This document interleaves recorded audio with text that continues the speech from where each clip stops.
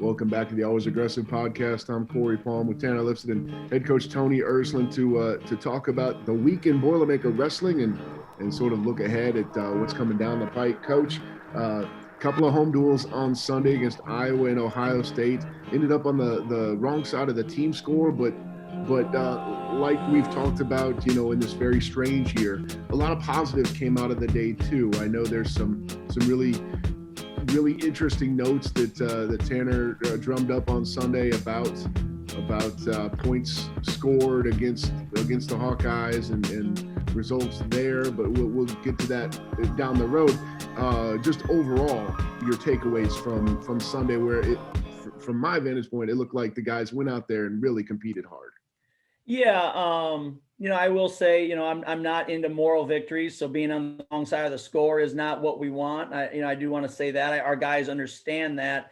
So we're disappointed to drop two against two solid teams, definitely. But you are looking for progress. You're watching for how guys compete. The ultimate goal, especially in a year like this with limited competition and those things, is to get to March or ready to peak and have guys in position to be on the podium. So I did think there was signs of progress in that regard. We had talked about being a little flat the week before at Minnesota out of the gate. And so it was definitely, on our minds that we would come out hard. And I think, what we had focused on throughout the week too was a couple things we could control. One, I wasn't happy with how some guys made weight the week before, and I thought it affected them a little bit on that 1 hour against Minnesota. And then, hence we wrestled better later against Rutgers and had a good dual win. So the guys did a better job, I thought, with their weight and their discipline. And then I thought our warm up, just getting ready early in the morning was better. So I was much happier with the couple of things that we can control. And so consequently, I thought it did show in their performance. And so when you look in general, the guys wrestled hard. Now, Iowa had a couple of guys out, but when you look at it, our guys still did what they were supposed to do. Okay. You would expect Devin Schroder to go out and be dominant in that situation, and he was. You would expect Kendall Coleman to go out and be dominant in that situation, and he was. You would expect, Garrett Ninehouse, even though he's a true freshman and it's his first home duel, right? You would expect him to be dominant, and he was, right? So, and the guy he was wrestling, that was his first varsity match. So it was, as unseasoned as Garrett is, he was the more seasoned of the two wrestlers in that situation. Right. Exactly. So, which would be rare for him. So, but they did what they were supposed to do, right? They didn't go out and sink, and stand around or, not get after. They came out, they were sharp. And then obviously Max Lyon, being the fourth victory that we had a very good, strong win against Nelson Brands, another good kid. The confusion at that weight class, 184, continues, right? So seeding that weight class, both in the Big Tens and nationally, is going to just be a topsy-turvy one. But nonetheless, a good win for Max, against another Iowa kid, him being from Iowa. I think him and Nelson have been on teams together, when they were younger and know each other. So a good win there. And then, you look at the next guy from, after the guys who had won, those four, Thomas Pinola let his match get away early. He kind of chased a single leg, God bless Thomas Pinola. He wants to be aggressive, but he got caught chasing a single leg early in the match. Gave up an easier takedown and then got turned, right? So the match right out of the gate now at 6-0 and riding time. And to his credit, he kept battling as he always does and fought his way back in the match. And so I think, that's a situation there where he understands, hey, next time, we can't go chasing, a shot like that, right? The risk wasn't worth the reward for him in that situation. And so he'll make the corrections. He's a smart kid. He'll adjust. And next time we see, Jacob Warner, he knows he's going to be in for a hell of a battle. I think Thomas made that known about what it's going to be. And so I thought, Thomas still competed really well, and one mistake that he can fix. I'm okay as long as we're not making the same mistake over and over again. He was aggressive. He was trying to score, which is what we want him to do. We just got to make a correction there. The other guys, I thought, in general, competed well. There was a couple of young guys. I think they got shown what high level college wrestling is really about. And now you want to see them make adjustments. You know what I mean? Jake Rundell in there wrestling with, DeSanto, where the pace is high, and you have to be so disciplined with what you're doing with your left arm, because if you get it deep and he gets a hold of it, he's into his carries and his singles and all of those things. And so he did a good job early, but late you could see, as the pace was going, he wasn't thinking as clearly about the position he needed to be focused on. And he gave him that arm a couple times, and it led to scores, and the match really got away from him. So, overall, I'm hoping, that we come out in a much better place. We did compete better. And all of the guys, have reason to be excited about, moving forward in a better place, understanding what it's going to take to get what you guys want. Absolutely. A few notes to duck back into, you went through our wins. It was great to see, 3 bonus point wins in the duel for the Boilermakers. Was our most this season, and it comes against number 1 in the country. Like you said, Iowa had some guys out, but I think it's really encouraging to see our guys when they get a backup put in front of them to, they smell blood in the water and they go get it. Mm-hmm. And so that's, I would say this though, who's in front of you doesn't matter. Okay. I mean, your point's not lost on me. Like I said earlier, they did what they were supposed to do. Right. But the goal, no matter who you wrestle, is you perform the same way. You smell blood in the water. You know what I mean? When blood's in the water, I don't care if it's the guy's ranked number 1, it doesn't matter. You know what I mean?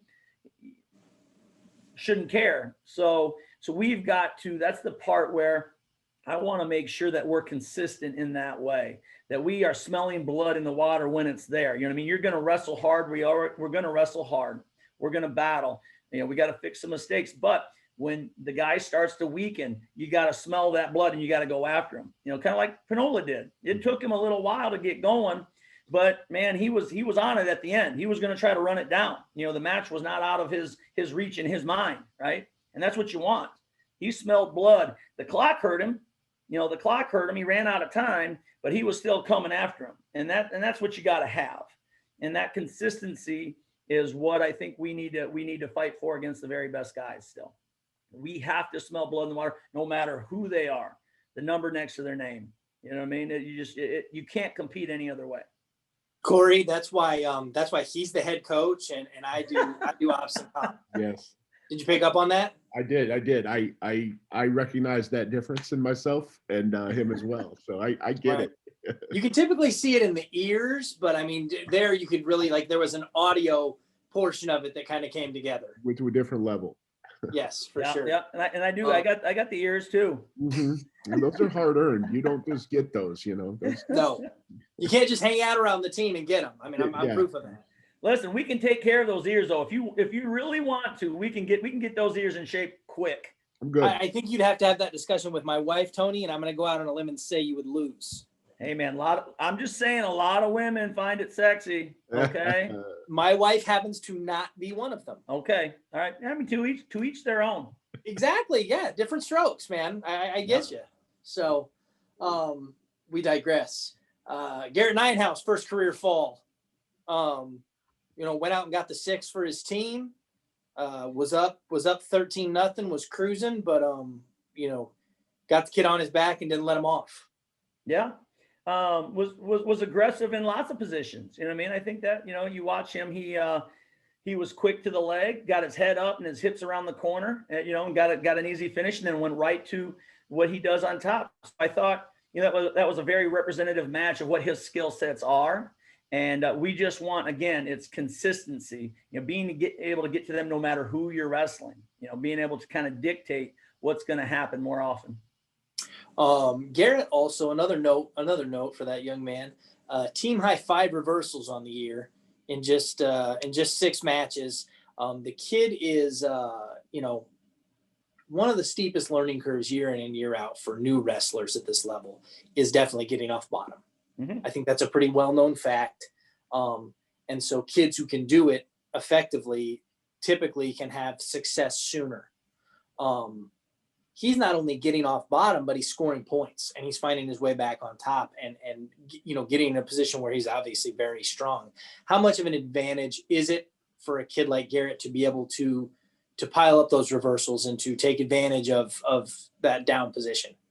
Yeah, I mean, anytime you have the ability to turn people, right, putting yourself on top is a big deal. You don't need to take them down to get there, and you don't need to take top, right, and risk possibly giving a point away. So, his ability to, get his hips moving and create scrambles or, get to his switch or whatever it is, that's a valuable thing for him.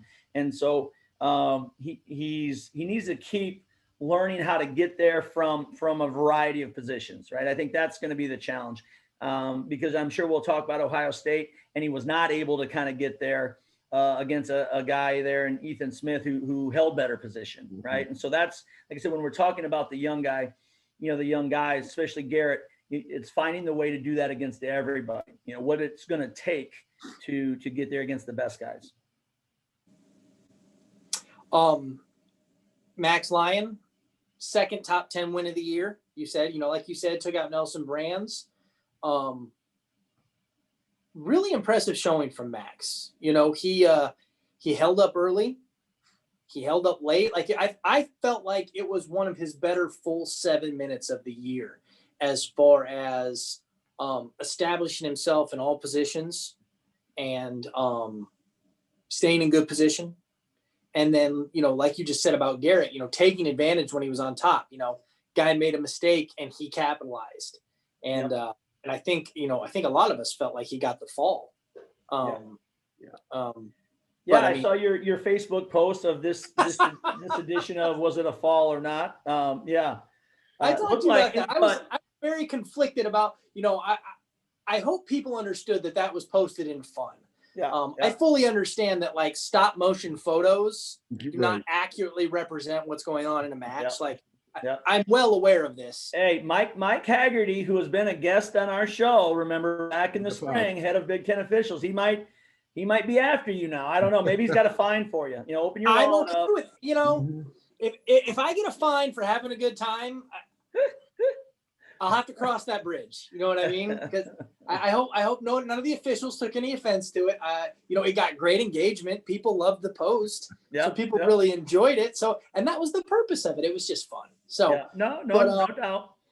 But yeah, it was great to see Max go out and wrestle really hard for a full 7 minutes against a great opponent. Sure. And get that win. No, I think he did a nice job. And as you said, he closed it out as well. Like he still put on a very tough ride at the end. He almost rode him out. I can't remember quite when Nelson last 5 seconds. He got out away, right? So he goes down and we ride him very tough. Like we showed a lot of toughness. I think that's key in terms of this. Nelson wanted to go down. He wanted to get out and he wanted to turn. He wanted to try to put a lot of pressure on us. And we kept coming with a tough ride and stayed right there in his face. Didn't kind of start playing the game, so to speak. Some guys are going to try to milk it now and just get through it. And I thought Max did a really good job of putting a tough ride on him and staying aggressive from that position, and it really showed. I agree, and what I love there was Nelson, as talented as Nelson is, he was trying different things, different ways to get, and Max stayed right with him the entire way. One time, he's gonna get a good return back to the mat. The next time I'm gonna follow him. I'm gonna chase him here and break him back down. And he really showed his versatility, in maintaining control. That was as impressive to me as anything else he did in that match. And I think another cool note about that, Cory, is and Tony can speak to this too. We worked on some of the stuff that Max took advantage of, and the stuff that Max did in the third period were some points of emphasis in practice last week. Okay. We did some sections of practice where AJ Shop led some top work and focused on some of the things that Max was doing in that match to keep Brands down. And so, for a wrestling layperson like myself, who, I'm constantly fascinated by some of the stuff I see at practice and the intricacies of placement and movements and so on and so forth, to watch AJ break that down in practice and then watch Max apply that in a match, I thought was awesome. Love it. Yeah. No, I mean, that's always the goal, right? Is to take the practice room to your matches and execute the same way. You want to make them look identical. And so that is important. And the other thing I think is important, the technical aspect, huge, right?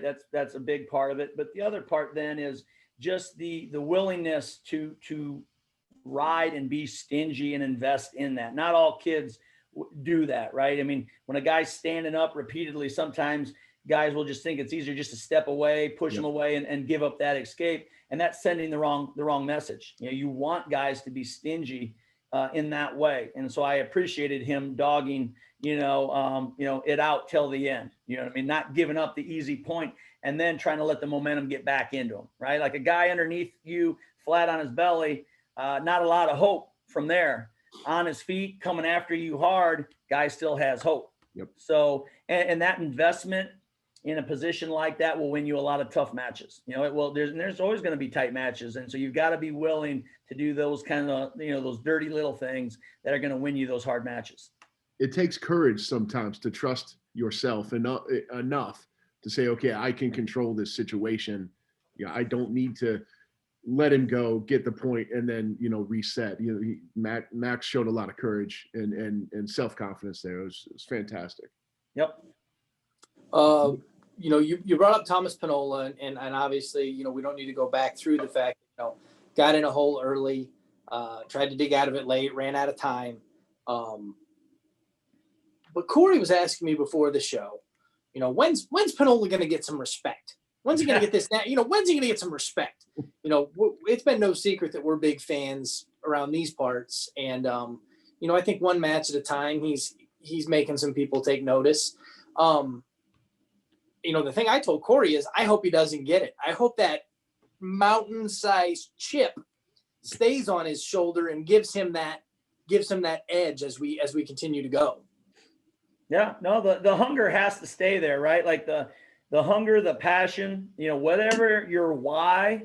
You talk about that with your kids. Why do you do this? You got to find the reason why you'll sacrifice and suffer through everything we ask you to do and still do your schoolwork. And right, like you got to have a pretty big why.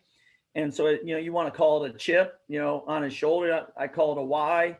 You don't ever want to lose that, right? The goal is he wins a national championship this year. And then that why is still back next year, as hungry and as big as ever. Yep. And you're ready to, take the next step. Right. And so those are important things. You every year, you start over, right? Like you start over. You have to.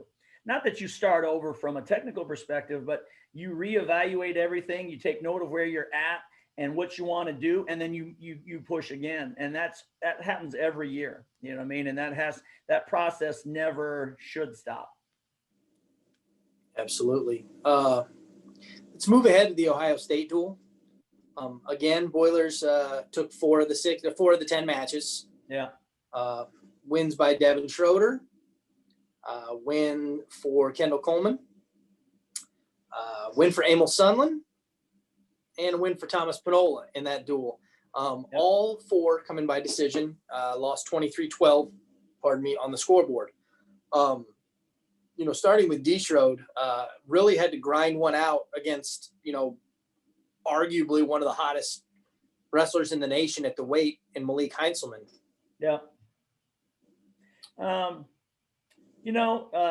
It's two sides for me on this. I mean, Devin is battling hard. He absolutely is. He's competing and he's battling. He's got to get some things going on his feet just a little sooner, because we know if he puts himself on top, he's going to turn people. And so do they. They know that too. They're not taken down. They're staying away. They're trying to get one and, maybe make it 2-0 at the end of a period, right? Or something like that. They're trying to really pick and choose their spots. So he is competing well. He's in shape. He's battling, he's stingy. That's great. We got to put him on top. We got to get in on a leg early, and we got to kind of start separating ourselves from some people. But he is. Heinzelman has been doing a good job. As you said, he had been, hot because he had beaten a lot of guys. So clearly he's doing well. Yeah, 5-0 start, had risen as high as 10 in the country in some of the polls. Yep. You know, he had some impressive wins on his ledger coming into that match, and he was looking for a little bit of vengeance against Devin, because Devin's had his number in the past. Yeah, absolutely. And so again, that's where I point to, hey, Devin showed up, he battled. It's more about, hey, a little technical perspective for him. Like I said, he's got, when we talk about a lot of these kids, they've got what I would call the harder part of the sport for some people figured out, where they're willing to wrestle hard. They're willing to do the dirty stuff. It's about, hey, technically being a little bit smarter or a little more savvy. You know, when I look at that Ohio State duel as a whole, yeah, we were willing to wrestle hard-nosed and stingy. We just lost a few positions, man, that made the difference, all the difference in the world for us, right? And so from a technical or position, perspective, we got to clean that up. Mm-hmm. We've got to coach ourselves up and be a little smarter in certain situations, okay? I mean, what Rundell, how much ride time did he have against 102, 101? 102. So we get the takedown that should tie it up, but because on bottom, we had been a little lackadaisical, and we'd let the leg get in on us, and it ran clock. That winds up being the difference, keeps it from being 5-5. Now we still lose because we gave up a couple, a fall and some bonus point stuff, right? But again, those little things are what make the difference against the best teams, right? And that's what we're talking about. So while I am happy we are competing and we're wrestling hard, those little things are going to be the difference. Just like I just talked about Max's willingness to ride him tough at the end. Rundell's got to not let that clock hurt him. That 102 riding time, you get the takedown with 1 second or left, or maybe even 2. We don't got enough time to get to run the clock down. Take him down sooner than have a little better sense of urgency. And now we're at 55 seconds riding time. We're into OT. And as I told Jake, I'm really confident in his ability to close the match out in the OT, right? The momentum is going the other way. Sure. So that, those are the things, when we talk about Ohio State, just disappointed that we didn't make a few more situations go our way. Sure. Stepping back to Schroder for just a second, it was a 1-0 win. Heinzelman took neutral in the second. Devin had choice in the third. I wanted to pick your brain, and Devin took down, got the escape, and got the 1-0 win. How tempting, with his history against Heinzelman and what he has been able to do on top against him, how tempting was it to go for the top position? No, I think I'm completely comfortable with him taking top, right, in some of those situations. But at the end of the day, you got to let the athlete do what they want to do. And he looked over and I said, hey, your call, right? Your call. You want him to believe in what the decision is. You know what I mean? Mm-hmm. If he says, hey, I'm winning this match on top, then, hey, we'll go top. Unless I have a really strong feeling about it, right? I mean, I'm not telling you there's not going to be a guy one day where, maybe he's really good on bottom. He's got some things figured out.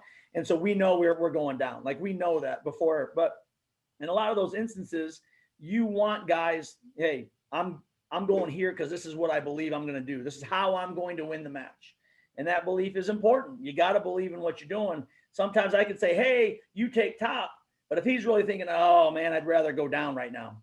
He can't take me down, coach. I'm going to get out. I'm going to take him down. Yeah. He can't take me down. Okay, I want to put a kid in his best situation to win. So, there's always that, evaluation in how the match is going and how you let it kind of play out. Yeah, I saw kind of in the moment he looked at the bench and there was a little bit of hesitation, but I think it's good to pull back the curtain a little bit and see what goes into making that decision and how, because it's not like you don't have time to you can't call timeout, go over you don't get a 30, you can't go discuss. Yeah. Well, and so you go deeper into it. Yes, you can get a turn, right? Like you could, Okay. But if you slip, right, you make a little mistake, he gets a little too deep with his elbow and something happens and now he's out for one and the guy gets to run, right?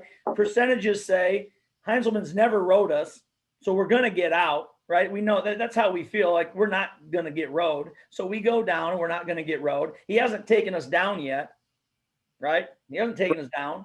5 minutes, yeah. So yeah, there's all of those, it might have been different. 5 minutes, Cory. For career. If the score was tied and he had taken us down twice, I mean, I'm just throwing crazy situations, but sure. Score's tied, he had taken us down twice and we'd been on top and turned him once, and that's how we're scored. We're tied. Okay, yeah, we might be like, hey, top right now. Mm-hmm. You know what I mean? So, sure. It's always just how the match is going and how the kid, is going to win those situations. For sure. So. You talked a little bit about Jake Rundell, and this was his second weekend of competition. He is he's our other true freshman that's in the lineup. Joining Garrett Ninehouse. How you said Jake lost 6-5 to Jordan Decatur, who came into the match ranked 21st in the country at 133 pounds. Jake has wrestled. Now he's wrestled. The young man from Minnesota was ranked, just outside or just in the top 20. A top 10 kids in Sammy Alvarez and Austin DeSanto. He is not, we've kind of had, we've thrown him to the wolves a little bit. He's had to get in there and grind against some of the top kids. How encouraging, you look at the Minnesota match, got taken down and gave up backs early. Yeah. Finished out the match, 2-0 the rest of the way. You look at the Ohio State match, gave up a couple takedowns early, found behind 4-1, flips the score and outscores him 4-1 down the stretch in the second and third. Obviously there are things he's got to figure out and he's got to change, but how encouraged are you by his ability to compete against these top guys and compete against them late in the match? Yeah, I think that's important.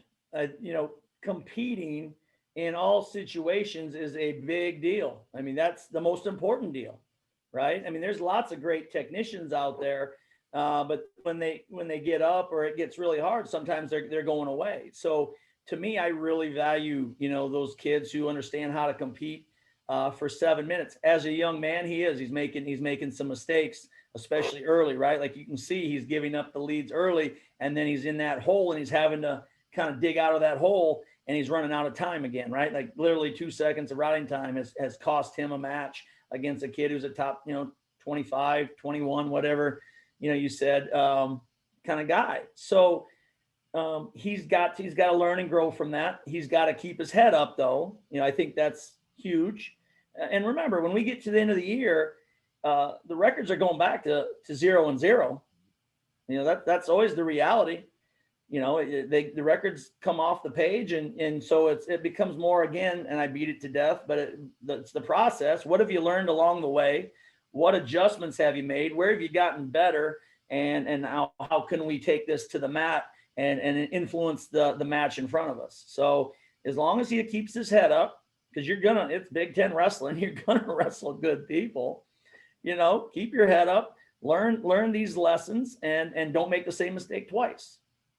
So that's all you want from these young kids right now. I mean, yes, I want them to win. I mean, don't get me wrong. We want to win, but hey, compete, learn from your mistakes, make adjustments. And so that we are, in a good spot at the Big Ten championships, which is going to be a qualifier, right? I mean, we want to win Big Tens too, but I guess if you asked every kid on this planet who is in wrestling, would you rather win an NCAA title or a Big Ten title? They're going to take the NCAA title, right? The Big Ten is still a qualifier, albeit very important. I'm not saying it's not important, but hey, it's a qualifier. It's how we get to, our big shot. You know what I mean? And so that's what I want these guys to understand about this journey and what we're trying to do. And you look at 133 in the Big Ten this year is as tough as any weight class. It goes very deep. You would think when allocations come out, there will be, 7, 8, maybe 9. Well, and it's so top heavy too. When you look at just some of the guys up at the top of the, at the top of the line there, and how many guys in the top 10 the Big Ten has. It's pretty staggering. Six in the top 11 of the rankings I'm looking at right now. It's stacked. Yep. So, Cory, any other wins in the Ohio State match you feel like warrant a little bit more attention? I thought, obviously, like we said, Kendall got a nice win, Emil got a nice win, Thomas got a nice win. Yeah. Hey, one thing I will say, guys, this, because I got reminded of this because you said, was this a fall or not? And you had Parker Filius's match. Yeah. Yep. And I will mention, that one was obviously a little controversial, where he got cradled, but he put the kid over on his hip and he stopped and held the motion there. Postured up. Yeah. And, and honestly, I not protested, but I threw the brick, right? I challenged. And I would say I probably challenged the wrong thing in that situation, because I think I said, hey, that's not two, thinking when he tried to roll us through, we settled and stopped him on top and held him there. And they were calling the two, as soon as he touched his hip, right? So maybe the smartest call there, just so people understand what I'm thinking anyway, is that it might have been smarter to not challenge, or to challenge the back points, because they gave 2 and then they gave 4, and we may have saved ourselves 4 points, which doesn't let the match really get away from us, right? So I thought that was an interesting situation and just food for thought for me in terms of when we challenge something, how we got to really think about being detailed in those situations, because we might have been able to save ourselves some points. Okay. It's funny. A mistake was made by Parker, right? I mean, a mistake was made by Parker to end up in the cradle. But I mean, man, when the guy tried to roll him through, if you see that picture, he's sitting up on him. He stopped his motion and he is now holding him there. So I didn't even think it was necessarily 2, for a takedown. I didn't think the guy had control. I thought we had him settled on his back, and he's in as much danger as we are. So, I was hoping the referee would want to wait and see how it developed before he threw up any points. But in hindsight, I would say, hey, maybe the smart call is we challenged the near fall, where we were sitting up on his chest instead of just the takedown. Cory, it's funny how, we listen to Tony talk at length about guys, learning from their mistakes and going through the process and stuff like that. And then you see him apply it to himself in the fact with the coaching decision, and the fact that, how he approached the challenge and how he, what he should have done versus. And so I find it a little refreshing to watch you put yourself through the same process that you're putting the student athletes through. Yeah, no, we got to have everybody trying to be better, right? If we can't get there if we're not. And like I said, I felt like in hindsight, that was maybe something I should have or could have saved us some points. You know what I mean? Absolutely. Well, no rest for the wicked. We're gonna turn it right around. We take off tomorrow to head north to East Lansing, Michigan, and we're gonna take on the Spartans. 6 o'clock start on Friday, live on BTN Plus. Should be a great duel. Should be, yeah. Yep. A lot of good kids, ranked kids. Michigan State, has been improving, right? So we're going to see some good matchups. 25, you got a couple of Michigan, Michigan natives there that should be a good match. But 57, they have a good young kid. I think 84, 97.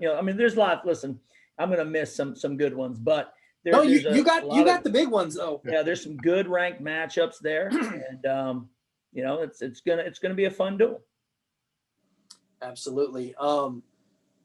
It will be interesting. You said 25. You look at 2 guys who have both been as high as number 2 in the country this season, in D. Schroder and Rayvon Foley, who took last year off. 57, you got an upstart freshman for the Spartans, California native Chase Saldate. That would be a great match with him and Kendall. 84, I don't want to butcher this kid's last name. You think Malzewski? Malzewski. I would go with that. I would go with that as well, but I apologize if that's not his name, because like you said, I don't want to butcher it. So I'll let you guys do that. That's fine. Apologies if we got that wrong, Lane. But I'll bet at some point in his life he's gone by Zeus. Just gonna possible. Throw that out there. I mean, it's better than, the announcer from Indiana calling him Malkovich last weekend, which I was a little puzzled by. And I think our friend Willie Saylor had put that out on Twitter. Is like, how do you get Malkovich from this? That's awesome. I hadn't seen that, but it would be like Willie to call somebody out in that way. It just made me think of, you guys saw Being John Malkovich. You remember that one? Yeah. When Malkovich. Yeah, that's all I can think of. I'm sitting there trying to watch IU in Michigan State, and this is all I can hear. Couldn't get it out of your head. No. And then last, but not least, Thomas Pinola and Cameron Caffey. Yep. They'll meet for the first time. Caffey was an All-American last year at 184. Yep. And Max Lyon and Caffey have a history together. Now Caffey, they sure do. We'll see, with him and Pinola. Yeah, that should be another great match. So should be a tight one. I'm excited to see the guys get back out and compete again. How have you adjusted to playing on I guess, you're going Sunday to Friday for the first time this season. How have you adjusted the preparation plan with the shorter week? No, I just, we had that talk. It started Sunday night. As soon as we're done with the duels, again, hey, it's a short week. Monday was off. You need to keep your weight in check. Obviously, if they wanted, we had a lot of guys come in on their own, right? Guys, they're good kids. They want to get better. So you still had a lot of guys in on their own doing individuals or whatever. So no, it's just like, hey, as soon as you go home, you're right back on your nutrition plan. You're getting ready for the next event. We don't have time, to kind of really think about too much. This one's behind us, and now it's looking forward. And so yesterday, we got after it, had a really good day. Today is going to be short and sweet. Tomorrow we're going to jump on a bus and we're going to travel. So honestly, the hay is in the barn. But like I said, I like where we're at. We're in shape and we're competing hard. It's just making some small adjustments in terms of that. We're not making huge adjustments in terms of shape or anything else right now. That training block is going to come as we get ready to peak for Big Tens here, in a little while. So, but right now it's, hey, we're in the groove. You're making weight well. You're competing well. Let's go. The hay is in the barn, Cory. You can take the boy out of Iowa, but you can't take the Iowa out of the boy. That's one of my all-time favorite sayings. So I light up whenever I hear Coach say that, because I know we speak the same language. A couple of fun topics in the wrestling world nationally. First and foremost, started working on the first set of coaches rankings yesterday. I believe we're covering 149 for the Big Ten. Is that correct, Tony? Correct. Yep. Correct. With the limited amount of matches and the, most conferences, wrestling conference only schedules, it will be interesting to see kind of how these pan out. I know we talked about it a little bit with Earl last week, but it's a continued kind of like, let's see what happens type deal. Yeah.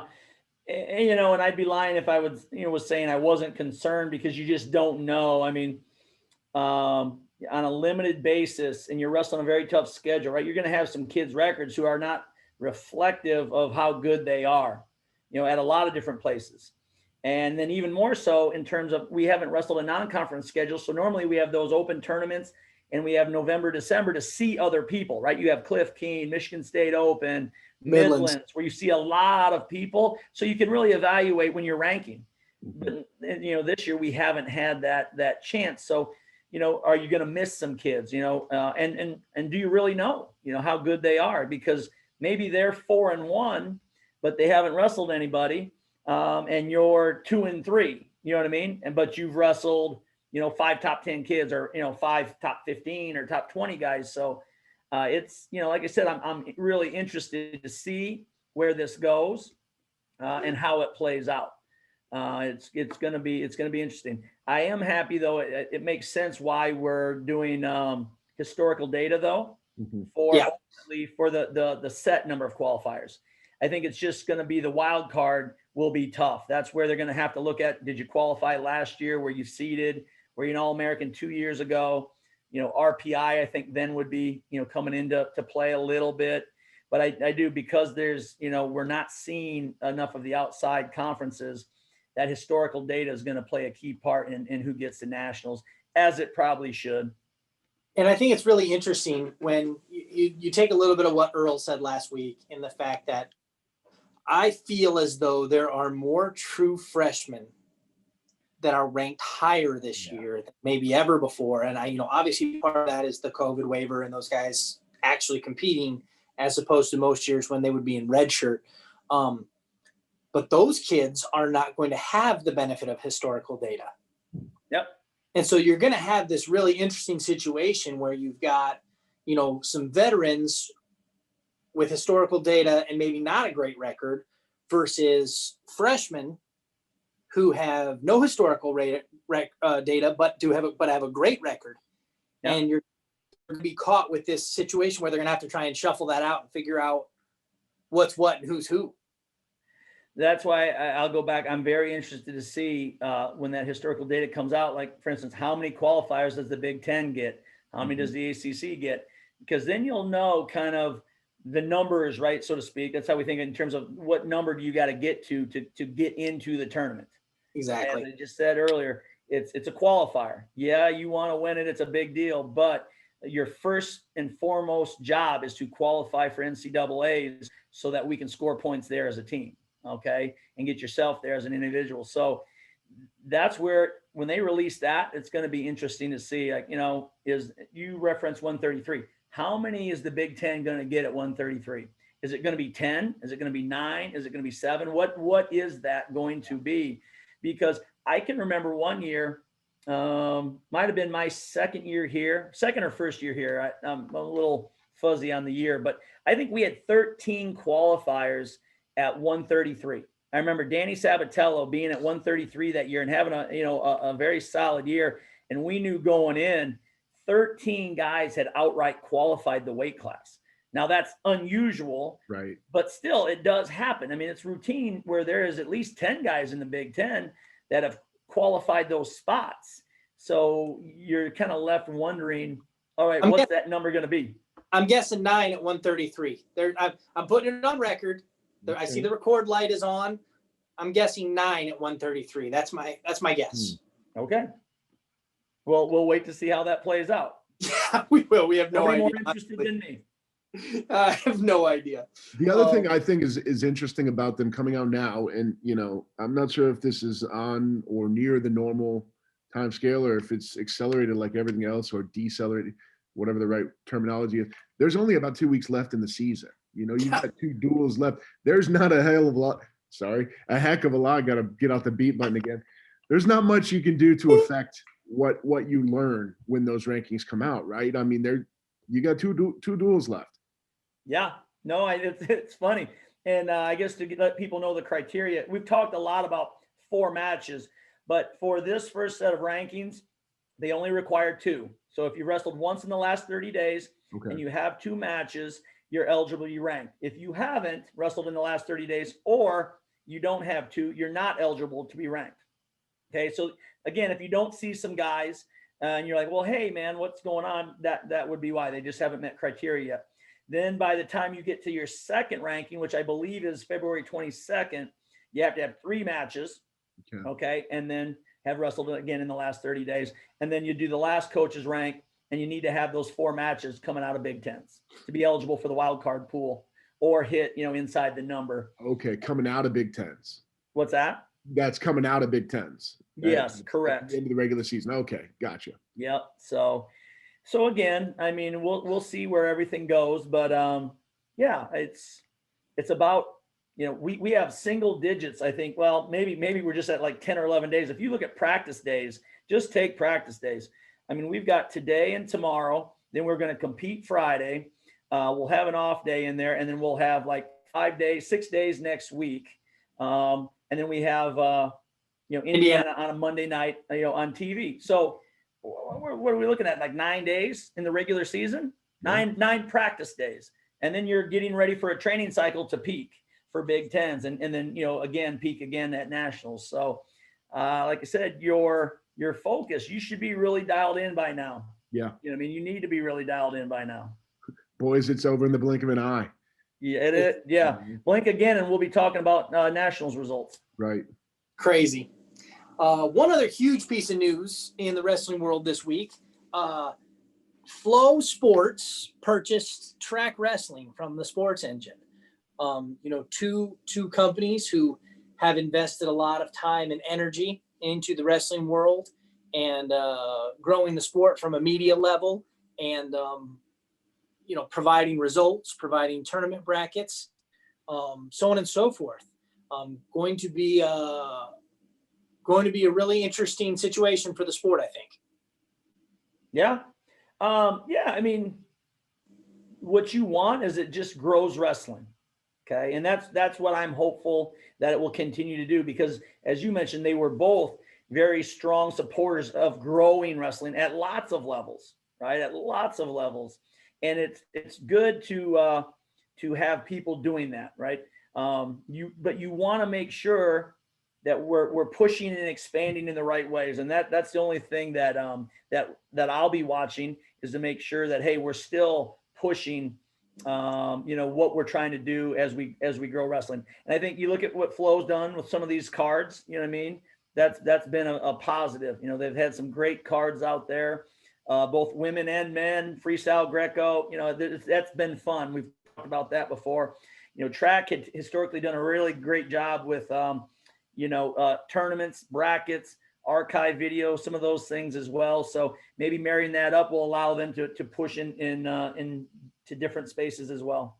That's what I'm really hoping, is that the the increased bandwidth and the you know, the tournament performance in TrackWresting software and their data that way could open up a bigger door and a bigger audience for the sport. Yep. Well, and there was some great people. I mean, obviously, good people, great people at Flow that I've known for a long time.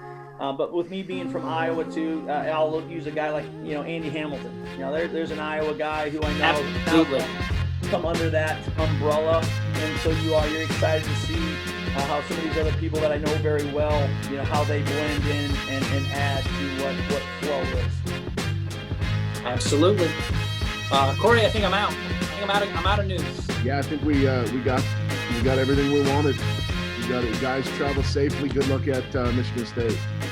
Thank you, guys. Appreciate it. Appreciate it. We'll catch you next time down the road. Boiler up.